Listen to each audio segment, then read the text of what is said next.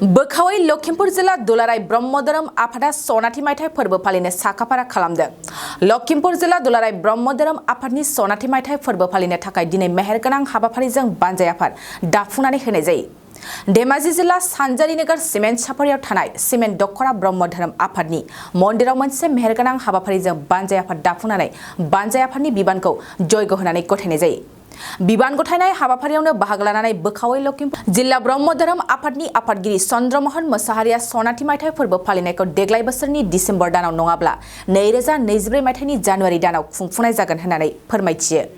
हाबाफारियावनो बाहागो लायो बोखावै लखिमपुर जिल्ला ब्रह्म धोरोम फोसाव आफादनि गाहाय फोसावगिरि लीलाकान्त ब्रह्म, आफादगिरि चन्द्रमोहन मोसाहारि, गाहाय नेहाथारि गपाल ब्रह्म, सिमेन्ट साफारि फरायसालिमानि बिबुंगोरा दनेश्वर नार्जारि बिथांमोना दिनै जोङो सिमान आन्चलिक ब्रह्म मन्दिराव ज' जानानै बोखावै लखिमपुर जिल्ला ब्रह्म धर्म आफादा दाख्लै जितु सनापुरा आरसि दानानै होनाय बानजाय आफाद दानानै होनायखौ जों दिनै चार्ज गथायनाय जाबाय आरो बे चार्ज गथायनायनिजों लोगोसेनो जोङो बिबानगिरि गाहाय बाबामोननो जोङो फाइल पत्रबो गथायबाय आरो समायबो लाहोनाय जाबाय।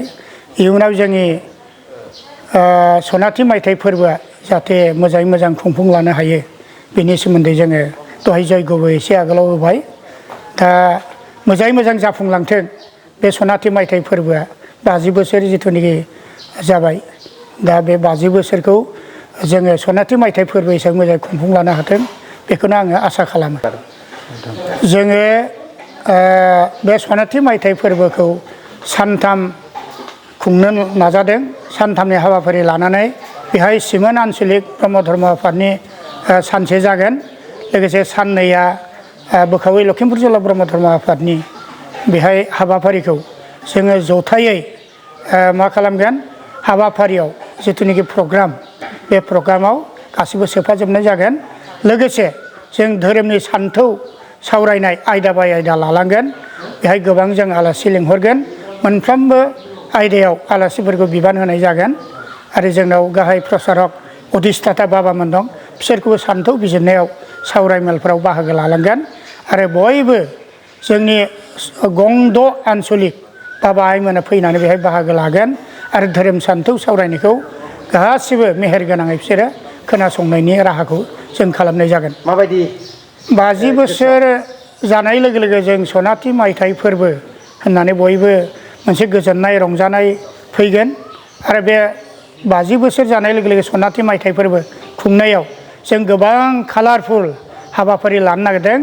मेहेर गोनाङै रंजानाय बाजानायजों लोगोसे धोरोमनि सान्थौ सावरायनाय आरो गोबां हाबाफारिबो लाबावगोन बेहाय, जाहाथे बेफोर हाबाफारिफोरखौ सोदेरनाय लोगो लोगो जाहाथे बयनिबो गोसोआ गोजोनग्लाय जालाङो। गोजोन होनो थाखायनो जोङो बे हाबाफारिफोरखौ लालांगोन। डिसेम्बराव 2023 जायो, हयथ' जोंनिया 2024 होनना बुङोब्ला जोङो हयथ' जानुवारिनि फार्स्ट उइकआवबो जानो हागौ बोथोरखौ लानानै। जायगाखौ बहा लानाय जादों? जायगाखौ सिमोन आन्चलिकनि सनापुराव सिङाव थानाय सनापुर गामियावनो बे जथुमाखौ खुंनाय जागोन। सनाथि मायथाइ फोरबोआ सनापुर गामियावनो खुंनो लाहार फाहार दाख्लैनो लानाय जादों आरो।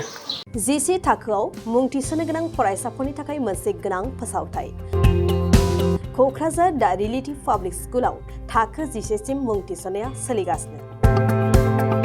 साइन्स आरो आर्ट्स मोन्नैबो आयदायाव थाखो 10 नि मुं थिसननाया सोलिगासिनो। मुं थिसननायजोंनो लोगोसे साइन्स आयदानि फरायसाफोरनो स्कलारशिप टेस्टनि सुबिदा होनाय जागोन। बेनि गेजेराव फरायसाफोरखौ टप 3 सायख'नाय जागोन। 75% आरो स्कलारशिप टेस्टनि काट अफ मार्क जागोन। टपार जानो हानाय फरायसाफोरा 100% स्कलारशिपनि सुबिदा मोननो हागोन। टपार फरायसाफोरनो क'क्राझार दा रिलेटिभ पाब्लिक स्कुला 2 बोसोरनि बेसेन नाङाजासे सोलोंथाइ लानो सुबिदा होगोन। फैगौ 13 मे खालि फुंनि 10 बाजिनिफ्राय 12 बाजिसिम स्कलारशिपनि टेस्टखौ लानाय जागोन। आबुं मिन्थिनो थाखाय 7086401137 नङाब्ला 9435704380 जानबुं अनजिमा आरो relativpublicschool@gmail.com आवबो जगाजग खालामनो हागोन।